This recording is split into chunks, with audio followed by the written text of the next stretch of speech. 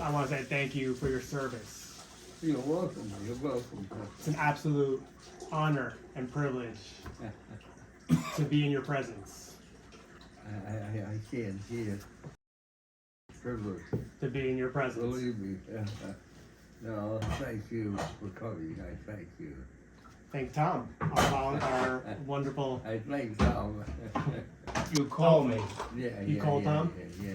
I want to give you my phone too. Brian wants to give you his phone number if you ever want to call. Want my number?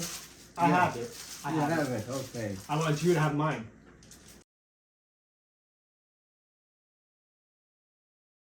He's a great volunteer, believe me. He's amazing. Just wonderful. Amazing. Yeah. I'll be as brief as I can. You know, as a boy, I lived near the airport, and I learned to fly when I was very, very young. 15 years old, I learned to fly. I applied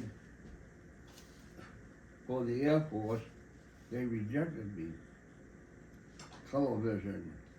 And, well, then I wrote letters to South Africa, New Zealand, Canada, and Australia. The Air Force told me to volunteer for the Army, and they might give me a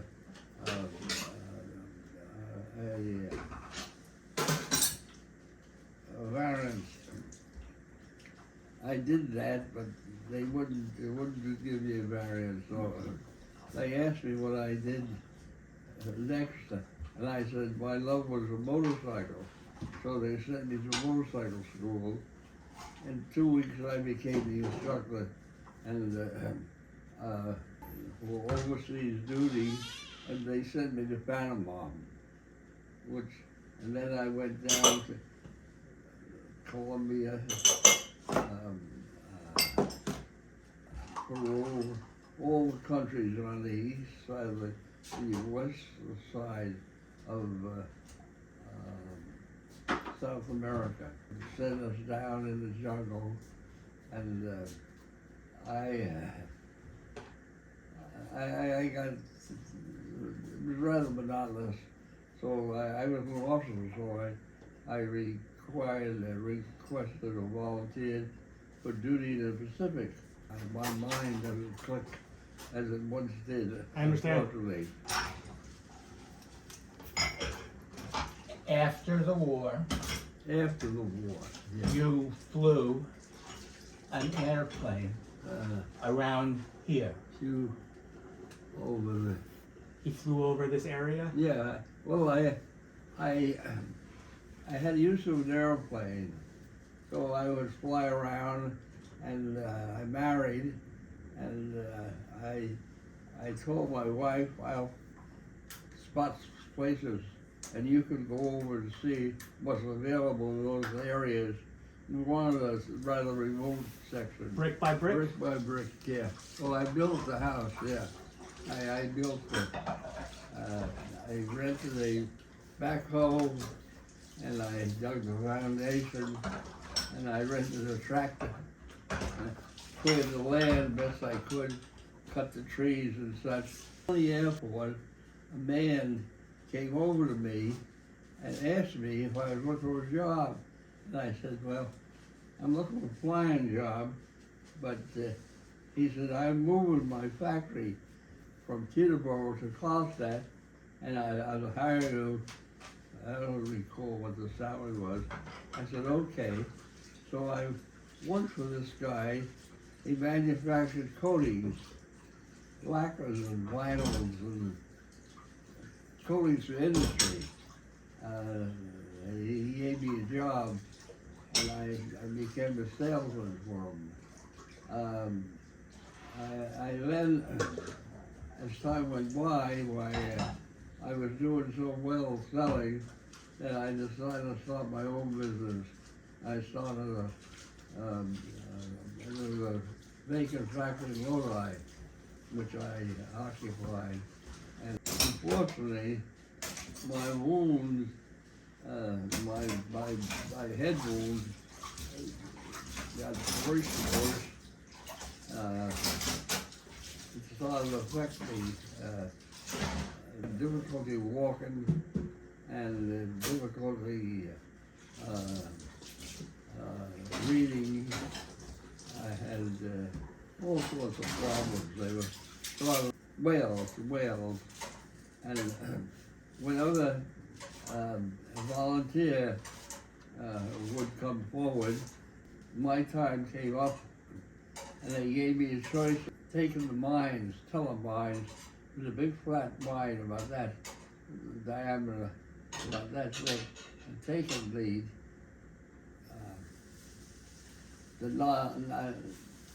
detonator off the top. You unscrewed it and you dropped it on the. I could swim very good, but I couldn't swim a mile. So the next deal they had was they had hired commercial ships, and they used them for the dangerous cargo. I had a 45 caliber gun, and I had a 5.7.5. And these guys were Norwegian. They're all 10 foot tall, and they didn't speak English. So my job was to make sure that they didn't divert the cargo of the ship to Germany, which of course was worth a lot of money. It was a 300-foot long ship, and then they will draw units as they want and bring them into the beach. So I said, okay. And he said, now, with your pistol, if this ship diverts from the circle, you shoot the captain and the first mate. The rest of the crew will go along with you. I said, all right. I said, but isn't that a little rough? I mean, he said, if you don't shoot them, they're going to shoot you. So you better be ready. So they gave me a compass, and they didn't deviate from the circle. He kept going, and finally they called him in, and they on the 10th, 4 days after D-Day, and they, unfortunately, there was a little harbor there, but it was too small for the ship. The ship was too wide. So what they did was they diverted us way off to the side because of the danger of this ship was loaded with wine, powder charges, black charges. So then they went to shore and unloaded the ship that way. The captain was running the beach. I said, now, my job was to bring that ship in here and then go back. No, he said, no, we need you. I was the first lieutenant with them. With a jeep, take them to a spot on the map. This is your spot. Here's the map. This is where, until you stay here until you're called to go forward.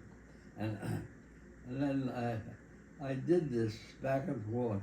And when the Germans came up with a group of tanks, and I could see them. They were going like Fort Lee with glasses.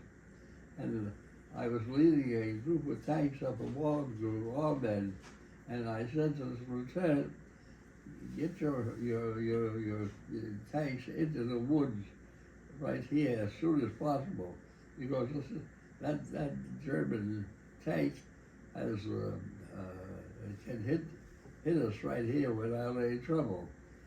We had a 75 millimeter rifle on our tank. They had 155.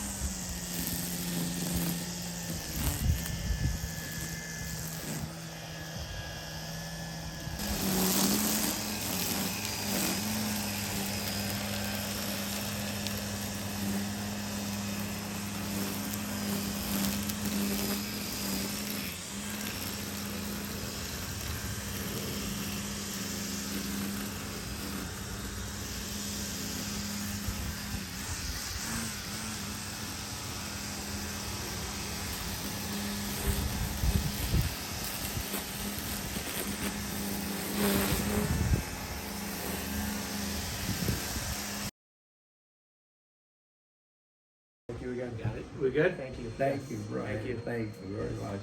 I'll be right out. Okay. Good.